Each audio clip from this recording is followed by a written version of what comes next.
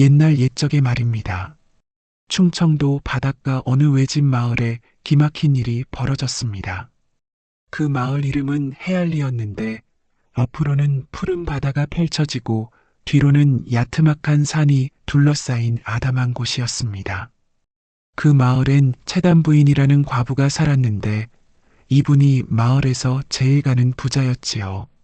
어선도 몇 척, 논밭도 여러 마지기, 그것도 모자라 소금밭까지 거느린 큰 부자였습니다. 하지만 재물이 많다고 마음이 편한 것은 아니었나 봅니다. 남편을 여인 지 벌써 3년째 늘 수척한 얼굴로 살림을 도맡아하며 지내고 있었습니다. 채단부인의 남편은 김진사라는 양반이었는데 바다에서 고기잡이를 하다가 풍랑을 만나 세상을 떠났던 겁니다. 그때 채단부인의 나이가 28이었으니 한창 꽃다운 나이에 과부가 된 셈이었지요. 시집올 때 가져온 재산도 많았지만 남편이 장사를 잘해서 더욱 부자가 되었었는데 하루아침에 홀몸이 되고 말았던 겁니다.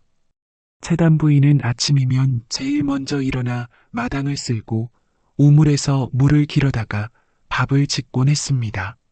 그 모습을 보는 마을 사람들은 혀를 끌끌 찼지요.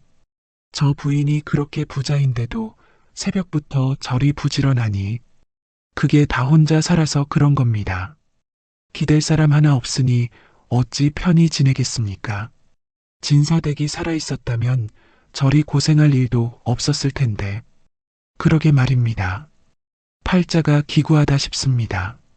채단부인의 집은 마을에서도 가장 큰 기와집이었습니다.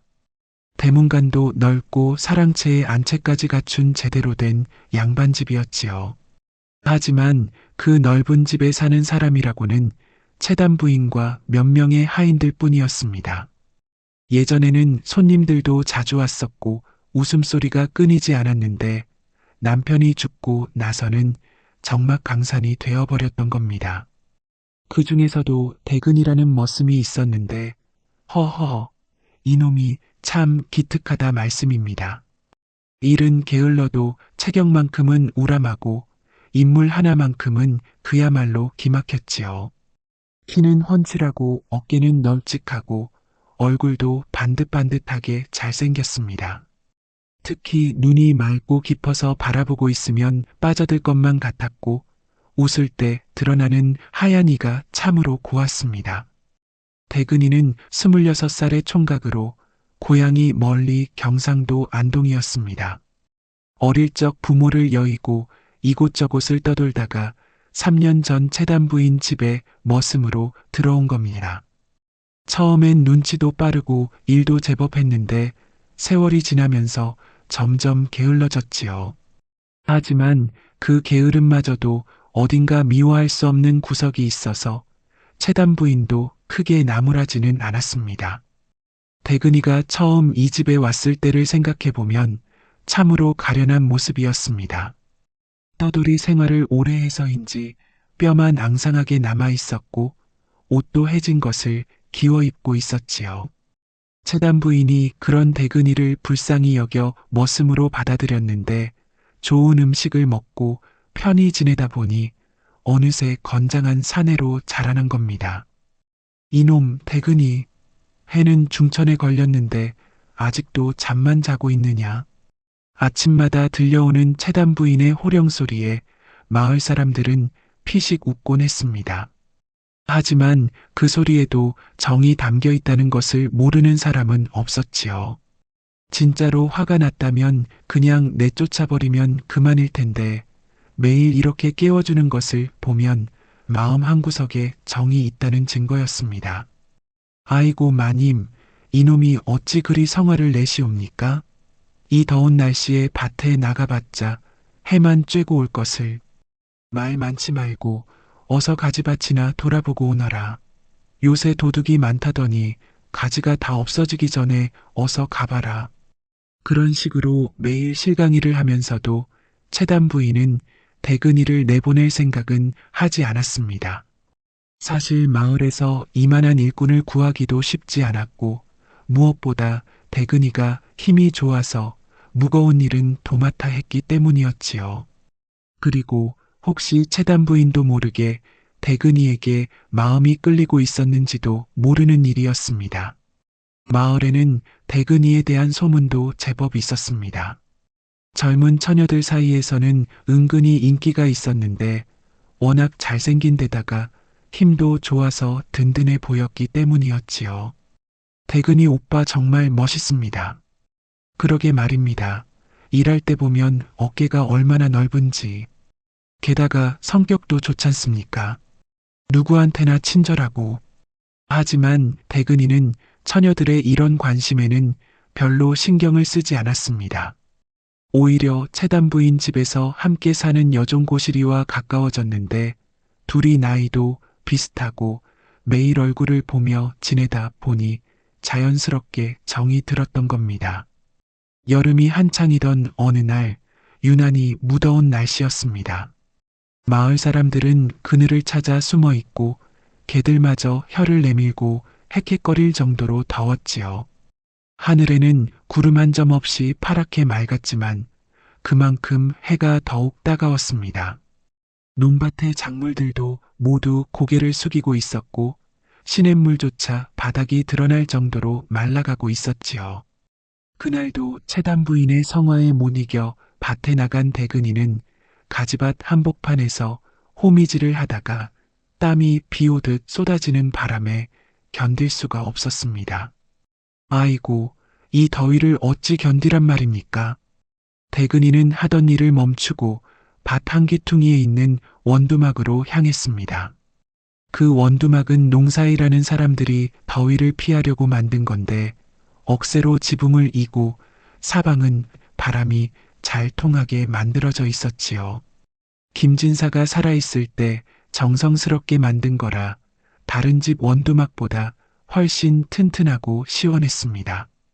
원두막에 들어간 대근이는 더위에 지쳐 헉헉거렸습니다. 땀에 젖은 적삼이 몸에 달라붙어 거추장스럽게 이를 데 없었지요. 이런 날씨에 옷을 입고 있으니 더 더운 게 아닌가. 대근이는 사방을 둘러보았습니다. 가지밭은 마을에서 좀 떨어진 곳에 있어서 사람이 다니는 일이 거의 없었고 특히 이런 한낮에는 아무도 오지 않을 것이 뻔했지요. 그래서 안심하고 적삼을 벗어던졌습니다. 그래도 더위가 가시지 않자 아예 바지까지 훌훌 벗어버리고는 벌거벗은 채로 원두막 멍석 위에 누워버렸지요. 한낮의 바람이 살갗을 스치니 그제야 좀 시원해지는 것 같았습니다. 대근이는 팔베개를 하고 눈을 감았는데 일하느라 지친 몸이 금세 잠에 빠져들었지요. 그의 잠든 모습은 마치 조각상 같았는데 규칙적인 숨소리와 함께 가슴이 오르락 내리락 하는 것이 보기 좋았습니다. 그런데 허허, 세상일이란 게 참 신기한 겁니다. 마침 그때 그 앞을 지나가는 사람이 있었으니 바로 무당 원녀였지요. 원녀는 마을에서 좀 떨어진 선앙당의 단골레였습니다. 나이는 30을 간 넘었는데 얼굴이 곱고 몸매도 풍만한 미인이었지요. 무당치고는 젊은 편이었는데 어릴 적부터 영험이 있어 신령님을 모시게 되었다고 했습니다. 원녀의 집안은 대대로 무당을 해온 집안이었습니다. 할머니도 어머니도 모두 무당이었는데 원녀 역시 어릴 적부터 신기한 일들을 많이 경험했다고 했지요. 10살 때부터 신령님의 목소리를 들을 수 있었고 15살부터는 본격적으로 굿을 하기 시작했습니다. 20살이 되어서는 이미 마을에서 제법 유명한 무당이 되었고 주변 마을에서도 굿을 청해오곤 했지요. 하지만 원녀에게는 한 가지 고민이 있었습니다. 무당이라는 직업 때문에 혼인을 하지 못한 것이었지요. 신령님을 모시는 몸이라 하여 남자와 가까이 하는 것을 꺼려했고 그래서 30이 넘도록 혼자 지내고 있었던 겁니다. 가끔은 외로움을 느끼기도 했지만 신령님을 섬기는 것이 자신의 사명이라 생각하며 참고 지내왔지요. 그날 원녀는 마을에 치성을 드리러 온 길이었습니다. 최근에 바다에서 고기가 잘 잡히지 않아 어부들이 걱정이 많았는데 그들이 부탁해서 바다용왕님께 치성을 드리러 온 것이었지요. 손에는 정성스럽게 준비한 재물들을 담은 보따리를 들고 있었고 정성을 다해 용왕님께 빌어드릴 생각이었습니다. 원녀가 가지반 옆길을 지나가다가 문득 원두막 쪽을 바라보니 거기 누워있는 사람의 모습이 눈에 들어왔지요. 처음엔 그냥 농부가 더위를 피해 쉬고 있는 줄 알았는데 가까이 가서 보니 그게 아니었습니다. 아이고 세상에, 이게 사람 물건이란 말입니까? 원녀의 눈이 휘둥그레졌습니다. 백은이의 벌거벗은 몸이 한눈에 들어왔는데 그 건장하고 우람한 체격이 마치 조각상 같았지요. 넓은 가슴과 탄탄한 복부, 그리고 허허, 이런 것까지 자세히 말하기는 못하지만 남자로서 부족함이 없어 보이는 그 부분까지 한눈에 들어왔습니다. 어머나 싱싱한 마디마디가 농작물도 아니고 원녀는 무당으로서 평소에 남자들과 가까이 지낼 기회가 별로 없었습니다. 신령님을 모시는 몸이라 하여 혼인도 하지 않고 혼자 지내왔는데 갑자기 이런 장관을 보게 되니 마음이 온통 뒤죽박죽이 되어버렸지요. 가슴이 두근두근 뛰고 얼굴이 화끈화끈 달아올랐습니다. 그런데 신기한 것은 원녀가 그 자리에서 꼼짝 못하고 서 있게 되었다는 것이었습니다. 도망가야 한다는 생각은 들었지만 다리가 말을 듣지 않았던 겁니다. 마치 신령님이 그 자리에 붙들어 놓는 것만 같았지요. 원녀는 놀라서 돌아서려 했지만 자꾸만 고개가 그쪽으로 돌아갔습니다. 마치 자석에 끌리듯 눈길이 떨어지지 않았지요. 대근이의 잠든 얼굴을 보니 더욱 매력적으로 보였는데 평소에 보던 것보다 훨씬 온화하고 평화로워 보였습니다. 아이고야, 이게 무슨 일이람, 신령님 용서하소서. 원녀는 얼굴이 빨갛게 달아오르는 것을 느끼며 급히 그 자리를 벗어났습니다. 하지만 마음속에는 대근이의 모습이 선명하게 박혀버렸지요. 재물을 들고 있던 손이 덜덜 떨렸고 발걸음도 평소와 달리 휘청거렸습니다.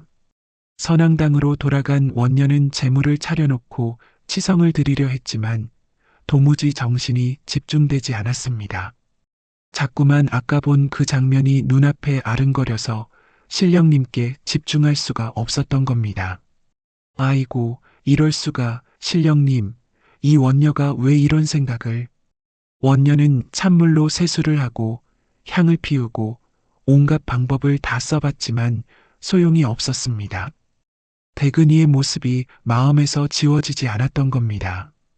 그날 밤 원녀는 선앙당에서 혼자 끙끙거렸습니다. 평소 같으면 저녁 예불을 드리고 일찍 잠자리에 들었을 텐데 그날은 도무지 잠이 오지 않았지요. 아이고야, 이게 무슨 일이란 말입니까? 신령님, 이 원녀의 마음이 자꾸만. 원녀는 낮에 본 그 장면이 자꾸만 눈앞에 아른거려서 견딜 수가 없었습니다. 신령님 모시는 몸으로 이런 생각을 해서야 되겠느냐 싶지만 마음이란 게 제 맘대로 되는 것이 아니었지요. 마치 신령님이 일부러 그런 시험을 주시는 것만 같았습니다. 이상한 것은 그날 밤 신령님의 목소리가 들리지 않았다는 것이었습니다. 평소 같으면 꿈에서라도 신령님의 계시를 받곤 했는데 그날은 완전히 조용했지요. 혹시 신령님이 화가 나신 것은 아닌지 걱정도 되었지만 한편으로는 안도감도 들었습니다. 그날부터 원녀는 점점 더 몸이 간질간질해지고 신령님도 잠잠하던 터라 생각이 점점 속세로 기울기 시작했지요. 무당으로서는 있을 수 없는 일이었지만 사람의 마음이란 게 어찌할 수 없는 것이었습니다. 한편 그 무렵 채단부인 역시 밤마다 잠이 오질 않았습니다. 처음엔 여름 더위 때문인 줄 알았는데 날이 선선해져도 여전히 잠이 오지 않았지요. 남편이 죽고 난 후로 늘 혼자 지내왔는데 요즘 들어 그 외로움이 더욱 심해지는 것 같았습니다. 이상합니다. 왜 이리 잠이 안 오는지. 채단 부인이 뒤척이며 뜬 눈으로 밤을 지새우고 있을 때 방 한켠에서 이상한 소리가 들려오기 시작했습니다. 대근이가 머무는 행랑채에서 나는 소리였는데 처음엔 그냥 잠꼬대인 줄 알았지요. 그런데 자세히 들어보니 그게 아니었습니다. 대근이와 여종 고시리가 나누는 사랑의 속삭임이 벽을 타고 흘러들어오고 있었던 겁니다. 고시라, 이리 와봐라. 아이고, 대근 오라버니, 누가 들으면 어쩌려고. 괜찮습니다. 마님은 깊이 주무시고 계실 겁니다. 그 뒤로 이어지는 소리들은 허허, 자세히 말하기는 못하지만 젊은 남녀가 사랑을 나누는 소리였지요. 방아 찢는 듯한 소리, 짧은 신음소리, 그리고 간간이 들려오는 달콤한 속삭임들. 채단 부인은 그 소리를 들으며 가슴속에 잠자고 있던 무언가가 스멀스멀 피어오르는 걸 느꼈습니다. 남편을 여인 지 3년 그동안 꽁꽁 얼려두었던 여자로서의 감정이 되살아나기 시작한 것이었지요. 남편과 함께했던 밤들이 생각나면서 가슴이 아프기도 하고 한편으로는 그리움이 밀려오기도 했습니다. 아이고, 내가 왜 이런 생각을. 채단 부인은 베개를 머리에 덮고 그 소리를 듣지 않으려 했지만 이상하게도 귀가 더욱 예민해져서 작은 소리까지 다 들렸지요. 그리고 그 소리를 들을 때마다 가슴이 두근두근 뛰고 몸이 화끈화끈 달아올랐습니다. 마치 자신이 그 자리에 있는 것만 같은 기분이 들었지요. 그날 밤을 그렇게 지새운 채단 부인은 이튿날 아침 거울을 보고 깜짝 놀랐습니다. 얼굴이 발갛게 상기되어 있고 눈가에는 이상한 윤기가 돌고 있었던 겁니다. 마치 새색시처럼 예뻐 보이기도 했지요. 내가 왜 이런 얼굴을. 채단 부인은 찬물로 세수를 했지만 얼굴의 화기는 쉽게 가라앉지 않았습니다. 그리고 그날부터 대근이를 보는 눈길이 달라지기 시작했지요. 평소에는 그냥 머슴 정도로 생각했는데 갑자기 한 사내로 보이기 시작한 것이었습니다. 대근이의 넓은 어깨, 튼튼한 팔뚝, 그리고 일할 때 흘리는 땀방울까지 모든 것이 새롭게 보였습니다. 특히 대근이가 무거운 것을 들어 올릴 때 드러나는 근육의 움직임을 보면 가슴이 두근거렸지요. 마을엔 어느새 이상한 풍문이 돌기 시작했습니다. 먼저 눈치 빠른 안악들이 알아차린 것이었는데 무당 원녀의 행동이 예전과 달라졌다는 것이었지요. 이상합니다. 원녀가 요새 자주 마을에 내려오네요? 그러게 말입니다. 예전에는 굿할 때나 가끔 보였는데 어제는 가지밭 근처에서 서성거리는 것도 봤습니다. 혹시 무슨 일이라도 있나요? 글쎄요, 얼굴도 예전보다 화사해 보이던데. 그러고 보니 요새 단장도 하고 다니더라고요. 사실 원녀는 대근이를 다시 보고 싶은 마음에 이런저런 핑계를 대며 마을에 자주 나타나고 있었습니다. 때로는 마을 사람들의 점을 봐준다는 명목으로, 때로는 산나물을 뜯는다는 핑계로 가지밭 근처를 서성거렸지요. 그러면서도 혹시 대근이를 다시 만날까봐 두근거리는 마음을 감출 수 없었습니다. 원녀는 평소보다 옷차림에도 신경을 쓰기 시작했습니다. 예전에는 검은색이나 회색의 수수한 옷만 입었는데 요즘에는 연한 분홍색이나 하늘색 옷도 입곤 했지요. 머리도 더 정성스럽게 빗고 얼굴에는 연지곤지도 살짝 발랐습니다. 그러던 어느 날 원녀는 용기를 내어 채단 부인의 집을 직접 찾아갔습니다. 가슴이 쿵쾅쿵쾅 뛰었지만 더 이상 기다릴 수 없다는 생각이 들었던 겁니다. 채단 부인 계십니까? 어머, 원녀님이 웬일이세요? 채단 부인이 나오자 원녀는 공손히 인사를 드렸습니다. 하지만 마음속으로는 대근이가 어디 있는지 두리번거리고 있었지요. 마님, 요새 마을에 애군이 끼었는 것 같아서요. 집집마다 굿을 한 번씩 해드리려고 하는데 마님 댁도 어떠신지요? 굿이요? 우리 집은 별일이 없는데요. 아닙니다, 마님. 특히 머슴들 몸에 잡기가 끼기 쉬운 때거든요. 젊은 총각이면 더욱 그렇고요. 원녀의 말에 채단 부인은 순간 가슴이 쿵했습니다. 혹시 원녀가 대근이에게 눈독을 들이는 것은 아닌지 의심스러웠던 겁니다. 여자의 직감으로 무언가 심상치 않다는 것을 느꼈지요. 그럼 언제 해주시겠습니까? 내일 오후가 어떠세요? 머슴들도 다 모이게 해서. 알겠습니다. 그렇게 하지요. 이렇게 해서 원녀는 굿 핑계로 대근이를 만날 기회를 만들었지요. 하지만 채단 부인도 만만치 않았습니다. 원녀의 속셈을 눈치채고는 은근히 경계하기 시작했던 겁니다. 이튿날 오후 원녀가 굿을 하러 왔습니다. 채단 부인의 집 마당에 제단을 차리고 온갖 재물을 준비했는데 평소보다 훨씬 화려하게 치장한 모습이었지요. 오늘은 특별히 젊은 총각들을 위한 굿을 해드리겠습니다. 원녀의 말에 대근이와 다른 머슴들이 모였습니다. 원녀는 대근이를 보자 얼굴이 빨갛게 달아올랐지만 최대한 태연한 척했지요. 굿이 시작되자 원녀는 평소보다 더욱 열정적으로 춤을 추고 노래를 불렀습니다. 특히 대근이 앞에서는 더욱 화려하게 춤을 추며 눈길을 끌려고 했지요. 그 모습을 지켜본 채단 부인은 점점 불편해졌습니다. 적의 집이 뭔가 수상합니다. 채단 부인은 원녀의 행동을 유심히 지켜봤습니다. 굿을 한다면서 자꾸만 대근이만 쳐다보고 춤을 출 때도 대근이 앞에서만 더욱 요염하게 몸을 흔들었던 겁니다. 굿이 끝나고 나서 원녀는 대근이에게 따로 말을 걸었습니다.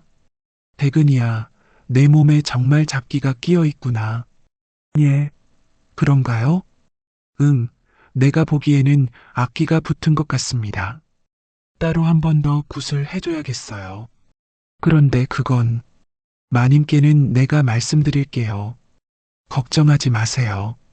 원녀는 이런 식으로 대근이와 따로 만날 기회를 만들려고 했습니다. 하지만 채단 부인이 가만히 있을 리 없었지요. 원녀님, 우리 대근이가 무슨 문제라도 있나요? 아, 별건 아니고요. 그냥 조금 더 정화를 해주면 좋을 것 같아서요. 그럼 여기서 해주시면 안 되나요? 굳이 따로 데려가실 필요가. 네, 그게 선앙당에서 해야 더 효과가 있거든요. 채단 부인과 원녀 사이에 미묘한 신경전이 벌어졌습니다. 둘 다 대근이를 놓고 싶지 않다는 마음이 역력했지요. 그 무렵 대근이는 자신을 둘러싼 이상한 분위기를 감지하기 시작했습니다. 평소보다 채단 부인의 시선이 자주 느껴졌고 무당 원녀도 자꾸 나타나서 이런저런 이야기를 걸어왔던 겁니다. 둘 다 예전과는 다른 눈빛으로 자신을 바라보고 있다는 것을 느꼈지요. 이상합니다.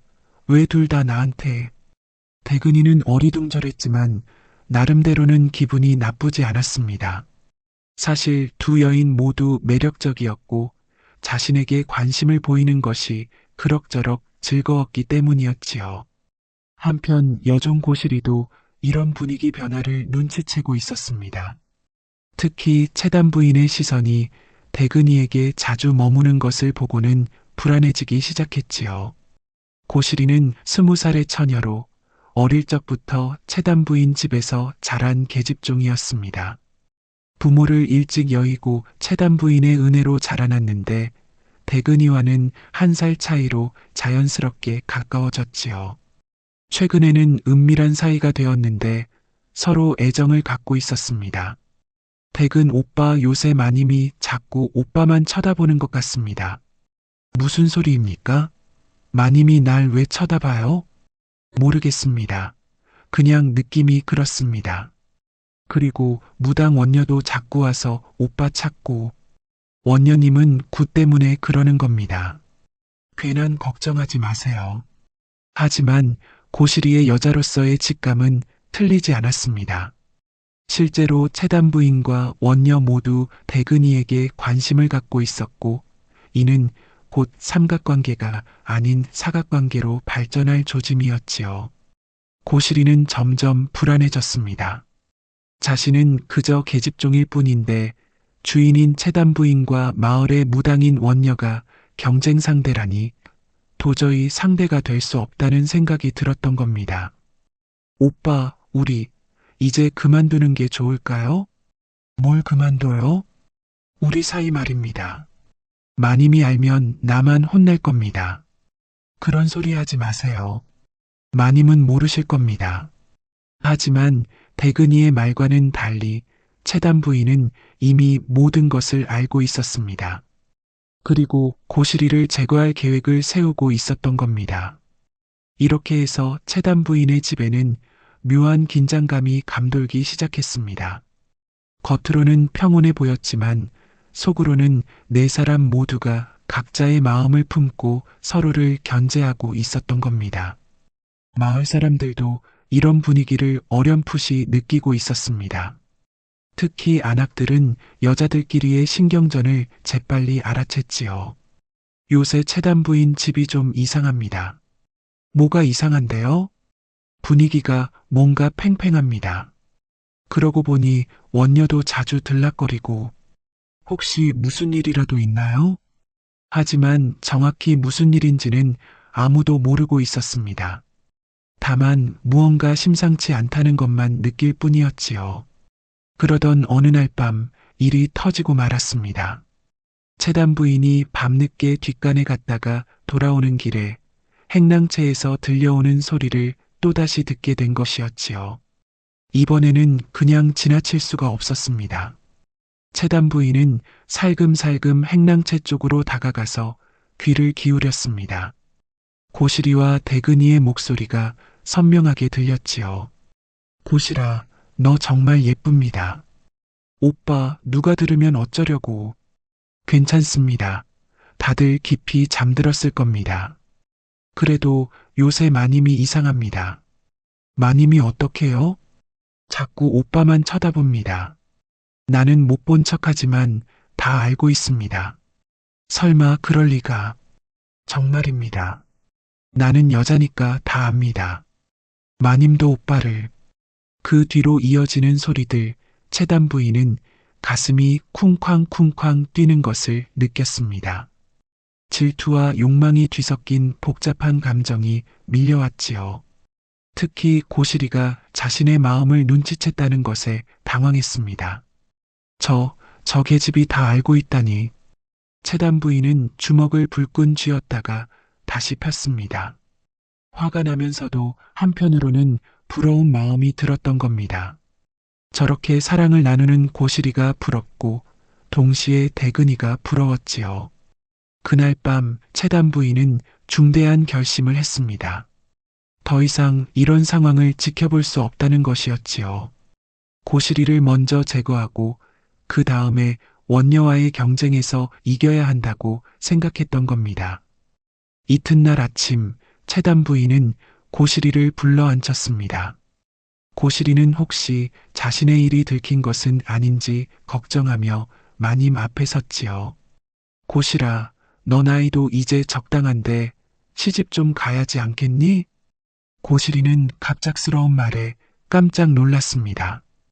혹시나 했던 일이 벌어진 것이었지요. 마님, 그게 갑자기 무슨. 바닷가 어부 박서방이 총각이더구나. 나이도 너와 비슷하고 성실한 사람이라고 하니 어떻겠니? 마님, 저는 아직. 내가 큰돈 주고 혼인시켜 줄 테니 어서 마음의 준비나 해라. 고시리는 울상이 되었습니다. 갑자기 웬 시집 이야기인지 영문을 알 수 없었지만 채단 부인의 단호한 표정을 보니 거부할 수 없을 것 같았지요. 마님, 제가 뭘 잘못했나요? 잘못한 건 없습니다. 다만 너도 이제 나이가 차서 혼인할 때가 되었다는 것뿐입니다. 그렇지만 저는 내가 갈 때는 이 집이 아니라 저 바닷가의 신랑입니다. 채단 부인의 목소리에는 거부할 수 없는 강함이 있었습니다. 고시리는 대근이와의 일이 들킨 것을 짐작했지만 어쩔 도리가 없었지요. 마님, 저희 일을 다 아시는 거죠? 무슨 일을 말하느냐? 대근 오빠와 저희 사이 말입니다. 채단 부인은 잠시 침묵했다가 한숨을 쉬었습니다. 알고 있었습니다. 하지만 너를 미워해서 시집 보내는 것은 아닙니다. 다만 이제는 그럴 때가 되었다는 것뿐입니다.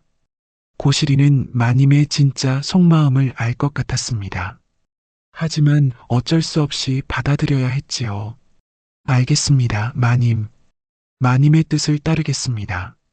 고시리는 울며불며 했지만 결국 채단 부인의 뜻을 따를 수밖에 없었습니다. 그날 저녁 대근이는 고시리가 시집을 간다는 소식을 듣고 어리둥절했습니다. 고시라, 정말입니까?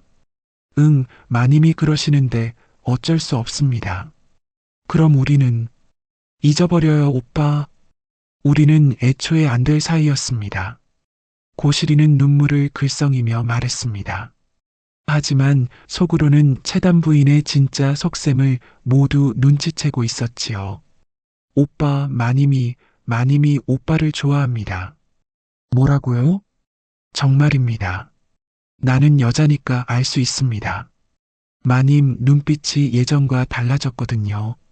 대근이는 깜짝 놀랐습니다. 채단 부인이 자신을 생각해 보니 최근에 마님의 태도가 확실히 달라진 것 같기도 했지요. 그런데 고시라, 너는 어떻게 할 겁니까? 나야 마님이 정해주신 대로 해야지요. 나는 종이니까요. 고시리의 목소리에는 체념이 담겨 있었습니다. 하지만 마지막으로 대근이에게 당부의 말을 했지요. 오빠 마님을 잘 모셔드리세요. 좋은 분입니다. 그리고 나는 잊어버리세요. 사흘 뒤 고시리는 정말로 시집을 갔습니다. 채단 부인이 넉넉한 혼수까지 마련해 주어서 성대하게 혼인식을 치렀지요. 마을 사람들은 모두 채단 부인의 넉넉한 마음씨를 칭찬했지만 눈치 빠른 사람들은 다른 속셈이 있을 것이라고 수군거렸습니다. 채단 부인이 참 넉넉하긴 하지만 그래도 뭔가 이상합니다. 갑자기 왜 시집을 보냈을까요? 혹시 고시리와 대근이 사이에 뭔가 있었나요? 아, 그럴 수도 있겠네요. 그래서 떼어놓으려고. 마을 사람들의 추측은 대부분 맞았습니다. 하지만 정확한 내막을 아는 사람은 없었지요. 고시를 떠나보낸 다음 날, 채단 부인은 생각다 못해 가지밭으로 향했습니다. 손에는 술상을 들고 있었는데 정성스럽게 안주까지 마련한 것이었지요. 대근이가 고시리를 그리워할 것 같아서 위로도 해주고 동시에 자신의 마음도 전하고 싶었던 겁니다. 가지밭에 도착하니 대근이가 원두막에서 풀이 죽어 앉아 있었습니다. 고시를 보내고 나서 기운이 없어 보였지요. 하지만 채단 부인이 보기에는 오히려 더 남자답고 매력적으로 보였습니다. 이놈, 잠시 쉬면서 마셔보거라. 채단 부인이 술상을 내려놓자 대근이는 깜짝 놀랐습니다. 마님, 이게 무슨 소인이 어찌 감히. 오늘은 일 말고 내 마음을 좀 들어줄래요? 마님의 마음이라니. 말 많지 말고 그냥 마시세요. 오늘은 주인도 종도 없습니다. 채단 부인의 목소리에는 평소와 다른 애절함이 담겨 있었습니다. 대근이는 어리둥절했지만 어른의 말을 거역할 수는 없어서 술잔을 받았지요. 마님, 그런데 왜 갑자기? 너도 고시리가 시집간 것이 서운하지요? 그야 조금은. 나도 서운합니다. 괜찮은 계집아이였는데 하지만 어쩔 수 없었습니다. 술이 한두 순배 오가자 분위기가 부드러워졌습니다. 채단 부인도 평소보다 말이 많아졌고 대근이도 긴장이 풀리기 시작했지요. 마님, 옛말에 입속입도 배고프다는 말이 있지 않습니까? 대근이가 술기운에 능청스럽게 말하자 채단 부인의 얼굴이 빨갛게 달아올랐습니다. 그런 말도 있구나. 그럼 배고픈 입은 어떻게 채워야 하느냐? 그야 맛있는 음식을 주면 되겠지요. 음식만으로 될까요? 그게 무슨 뜻인지. 채단 부인은 대근이를 빤히 바라보았습니다. 그 눈빛에는 지금까지 감춰왔던 여자로서의 갈망이 담겨 있었지요. 대근아, 예, 마님. 너는 나를 어떻게 생각하느냐? 갑작스러운 질문에 대근이는 당황했습니다. 하지만 술기운과 채단 부인의 애절한 눈빛에 마음이 흔들리기 시작했지요. 마님은 좋은 분이시지요. 그런 뜻이 아니라 한 여자로서 말입니다. 마님, 나도 외롭습니다. 혼자 지내는 것이 이렇게 힘든 줄 몰랐습니다. 채단 부인의 목소리가 떨리기 시작했습니다. 지금까지 참아왔던 감정들이 터져 나오는 것 같았지요. 솔직히 말해보겠습니다. 고시리가 시집간 것도 너 때문이었습니다.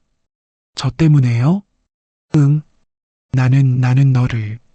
그때 멀리서 고함 소리가 들려왔습니다. 마님, 배가 들어온답니다. 어부들이 그물을 잔뜩 가지고 어떤 머슴이 급히 달려와서 소리치는 바람에 분위기가 깨지고 말았습니다. 채단 부인은 아쉬워했지만 어쩔 수 없이 일어서야 했지요. 아이고, 일이 생겼구나. 오늘은 여기까지. 마님, 아까 무슨 말씀을. 나중에 이야기하겠습니다. 채단 부인은 서둘러 자리를 떴지만 마음은 이미 결정이 난 상태였습니다. 더 이상 이런 식으로 시간을 보낼 수는 없다고 생각했던 겁니다. 그날 밤 채단 부인은 잠들기 전에 중요한 결심을 했습니다. 내가 이 집 어선도 선원도 다 내보낼 겁니다. 이 집엔 이제 너와 나 둘뿐입니다. 이렇게 혼잣말을 하며 잠든 채단 부인의 얼굴에는 결연한 의지가 떠올라 있었지요. 이튿날 아침 채단 부인은 정말로 어선을 팔아버리고 선원들도 다른 곳으로 보내버렸습니다. 마을 사람들은 갑작스러운 일에 놀라워했지만 채단 부인은 단호했지요. 마님, 갑자기 왜 이러십니까?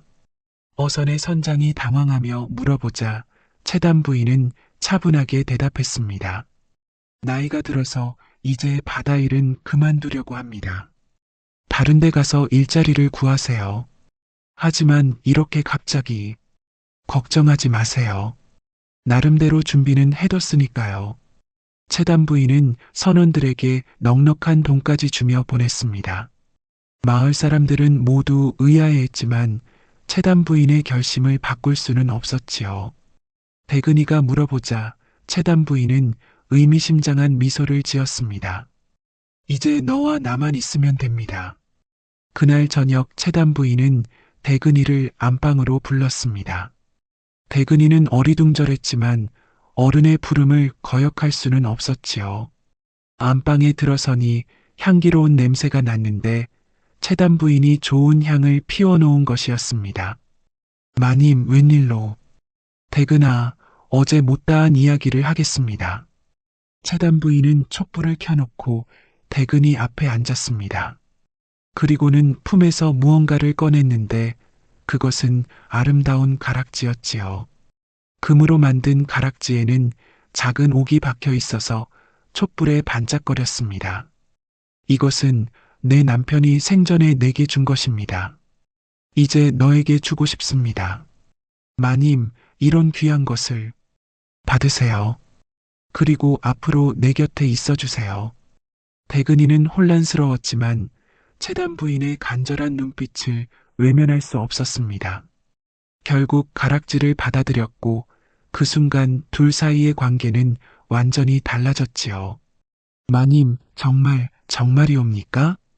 그렇습니다. 정말입니다. 그리고 채단 부인은 대근이의 손을 잡았습니다. 그 손길이 따뜻하고 부드러워서 대근이는 가슴이 두근거렸지요. 이제 마님이라고 부르지 마세요. 그냥 담이라고 불러주세요. 담이. 그렇습니다. 이렇게 해서 채단 부인과 대근이는 새로운 관계를 시작하게 되었습니다. 하지만 이들의 행복이 오래갈 수는 없었으니 무당 원녀가 가만히 있을 리 없었기 때문이었지요. 며칠 뒤 원녀는 채단 부인과 대근이의 관계를 눈치채고 질투에 불타올랐습니다. 마을에서 들려오는 소문을 통해 알게 된 것이었는데 고시리가 시집간 것도 채단 부인이 어선을 판 것도 모두 대근이 때문이라는 것을 짐작했던 겁니다. 그럴 줄 알았습니다. 저 과부가. 원녀는 화가 치밀었지만 포기할 수는 없었습니다. 낮이면 가지밭, 밤이면 선앙당, 언제든지 대근이 주변을 맴돌며 기회를 노렸지요. 대근이야, 너 정말 그 과부한테만 마음을 줄 겁니까? 어느 날 원녀는 대근이를 붙잡고 애절하게 말했습니다. 원녀님, 그런 말씀을. 나도 너를 좋아합니다. 그날 원두막에서 너를 본 이후로 계속. 원녀의 고백에 대근이는 어쩔 줄 몰랐습니다. 채단 부인에게도 마음이 있었지만 원녀도 매력적인 여인이었기 때문이었지요. 특히 원녀가 자신을 바라보는 눈빛에는 뜨거운 열정이 담겨 있어서 마음이 흔들렸습니다. 원녀님, 저는 생각해 보세요. 나와 함께하면 더 좋을 수도 있습니다. 신령님의 보호도 받을 수 있고.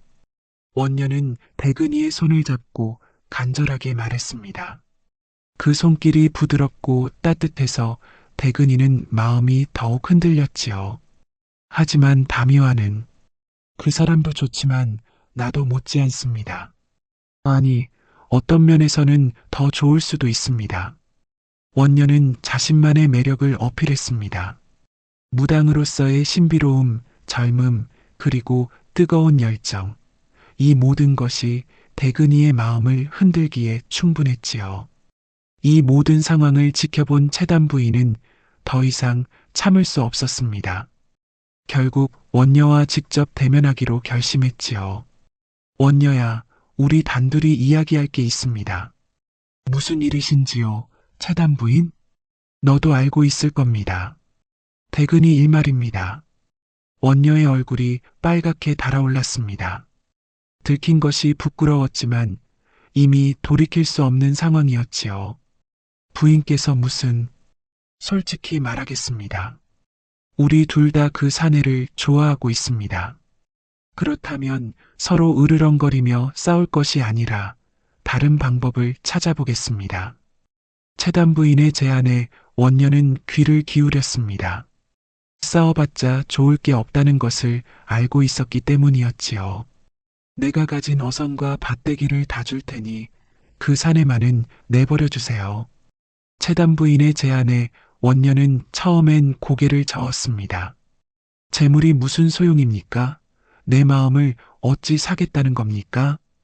그럼 어떻게 하면 되겠습니까?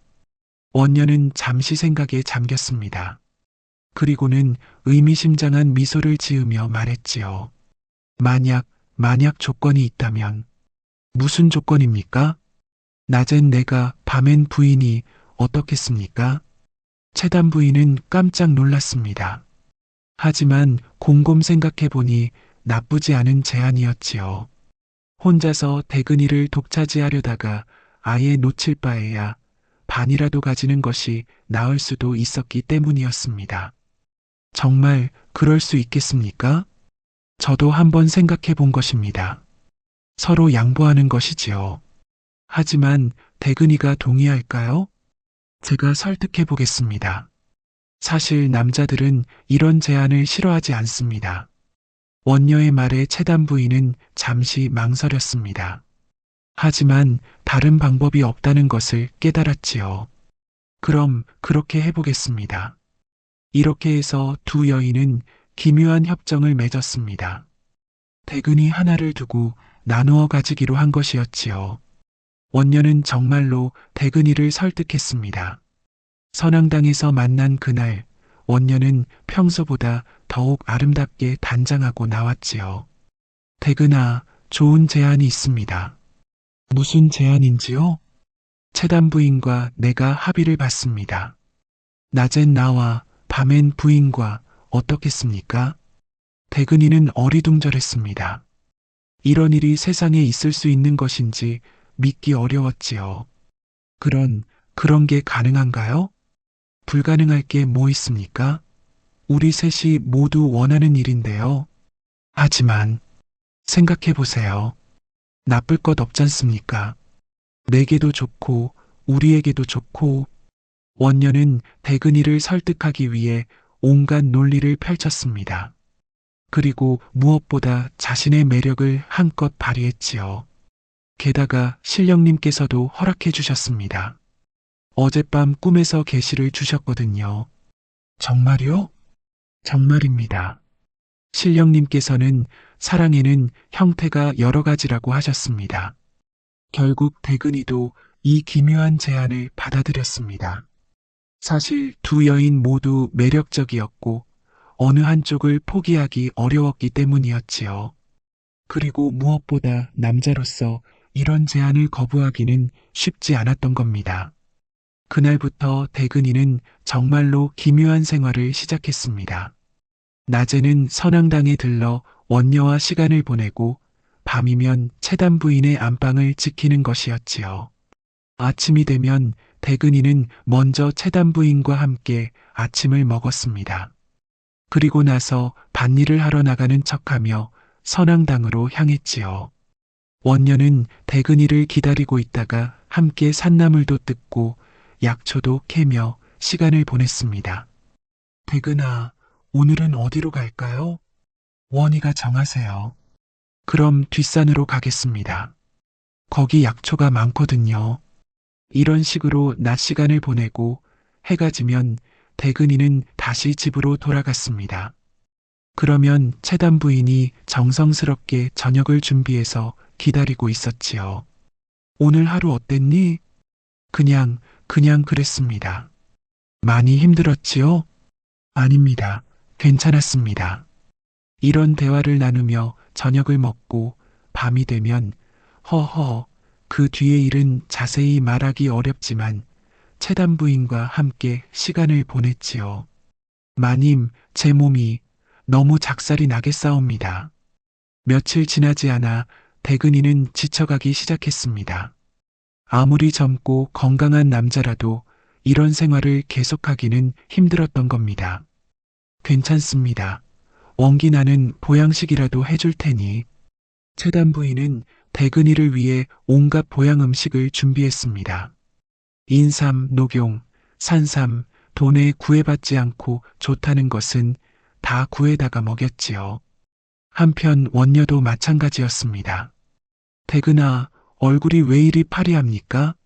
내가 인삼차라도 끓여줄까요? 아닙니다. 괜찮습니다. 괜찮긴 뭐가 괜찮습니까? 신령님께 기도라도 드려줄게요. 원녀는 대근이를 위해 신령님께 특별히 기도를 드렸습니다. 건강하고 오래오래 함께할 수 있기를 빌었던 겁니다. 이런 생활이 한 달쯤 계속되자 마을에는 또 다른 풍문이 돌기 시작했습니다. 저 대근이 말입니다. 요새 얼굴이 말이 아니더라고요. 그러게 말입니다. 뼈만 앙상하게 남았습니다. 그런데 이상하게 행복해 보입니다. 저놈 팔자는 타고났습니다. 두 여인의 서방이잖습니까? 팔자 좋아 보이지요? 하지만 저 얼굴 봐보세요. 기운이 다 빠졌더구만요. 허허, 저러다 큰일 나겠습니다. 그래도 부러운 건 사실이지요. 마을 사람들의 수군거림과는 달리 당사자들은 모두 만족해하는 것 같았습니다. 채단 부인은 날이 갈수록 젊어 보였고 원녀도 마찬가지였지요. 아이고, 거울 보니 내가 이렇게 예뻤나요? 채단 부인은 거울을 보며 흐뭇해했습니다. 몇 달 전과는 완전히 다른 사람이 된 것 같았지요. 얼굴에 윤기가 돌고 걸음걸이도 가벼워졌습니다. 신령님도 기뻐하시는구나. 재물도 잘 받으십니다. 원녀 역시 기분이 좋았습니다. 신령님께서도 자신의 행복을 축복해 주시는 것 같았지요. 평소보다 영엄도 더 잘 맞았고 구술할 때도 더욱 열정적이었습니다. 그런데 정작 대근이는 나날이 야위어 갔습니다. 아침에는 원녀와 함께 산나물도 뜯고 약초도 캐고 저녁에는 채단 부인과 함께 살림도 돌보고 밤낮으로 쉴 틈이 없었던 겁니다. 아이고, 내가 언제까지 이런 생활을 할 수 있을까요? 대근이는 혼잣말을 하며 한숨을 쉬었습니다. 하지만 이상하게도 불만은 없었습니다. 두 여인 모두 자신을 진심으로 아껴주고 있다는 것을 느꼈기 때문이었지요. 그래도 행복하긴 합니다. 대근이는 스스로도 놀라운 말을 했습니다. 몸은 힘들지만 마음은 충족되어 있었던 겁니다. 두 명의 아름다운 여인이 자신만을 위해 존재한다는 것이 꿈만 같았지요. 한편 마을 사람들은 이런 기묘한 상황을 어떻게 받아들여야 할지 몰라 했습니다. 처음에는 수군거리고 비난하는 사람들도 있었지만 시간이 지나면서 점차 인정하는 분위기로 바뀌어 갔지요. 서로 좋다는데 우리가 뭐라 할 게 있겠습니까?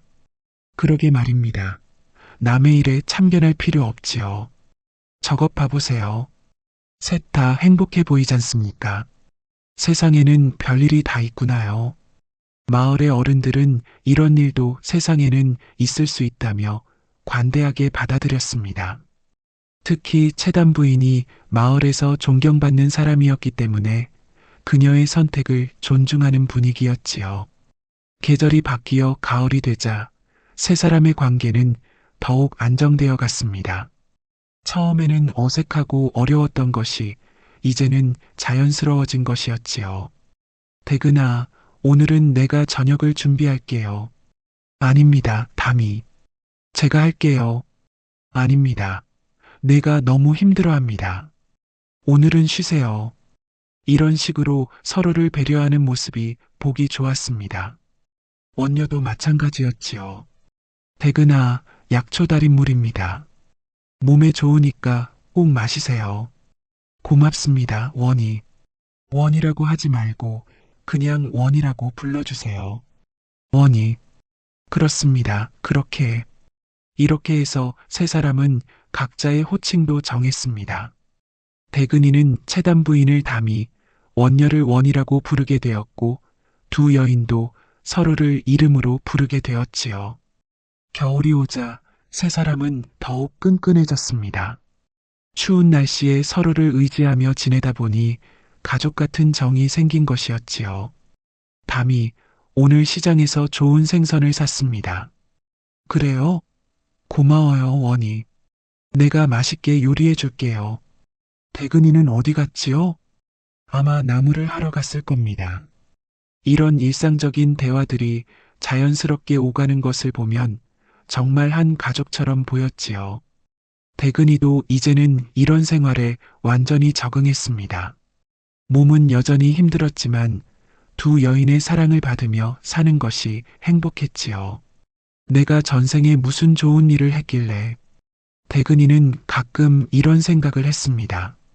보통 남자들은 한 여자도 제대로 사랑받기 어려운데 자신은 두 여자의 사랑을 독차지하고 있으니 정말 행운아가 아닐 수 없었지요. 하지만 이런 생활이 계속되면서 새로운 문제가 생기기 시작했습니다.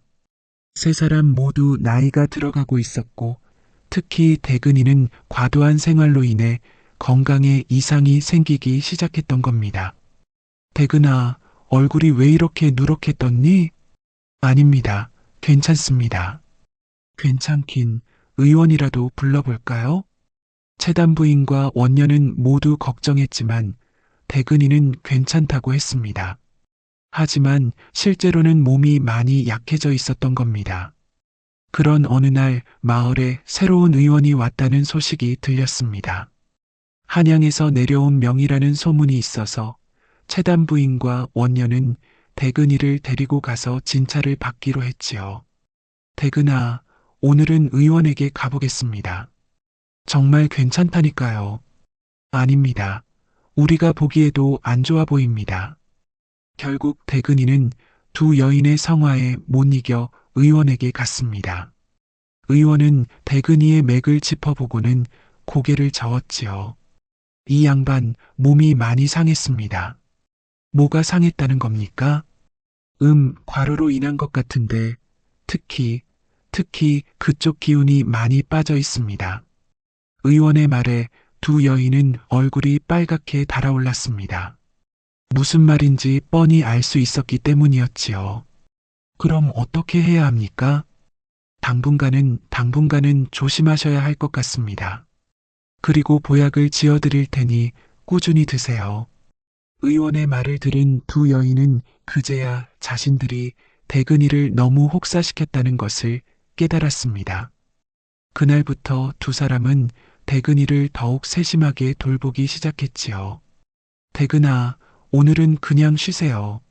아닙니다. 괜찮습니다. 아닙니다. 의원이 쉬라고 했잖습니까?